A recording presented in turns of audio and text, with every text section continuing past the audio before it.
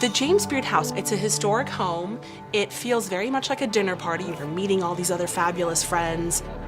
Chefs are invited. This is very much a by invitation experience for chefs. It's an honor and a blessing to be featured at the James Beard House. I'm Jernard Wells. I'm from Atlanta, Georgia. I'm an executive chef, or better yet, the chef of love. Today I've planned a menu to make hearts melt. We start off with the appetizer. We have Fire and Desire, which is a cinnamon rum blackberry chicken. Then we go into our roux seduction. If you know me, you know I'm all about the gumbo.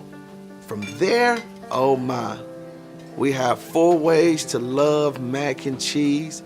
With my signature Southern style and Applegate organics, today's meal will be one to remember.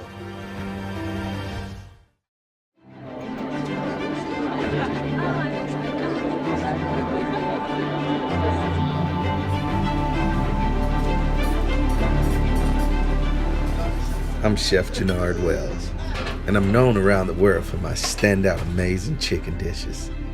I love infusing flavors with my Southern roots with classic dishes to give a new, fresh experience.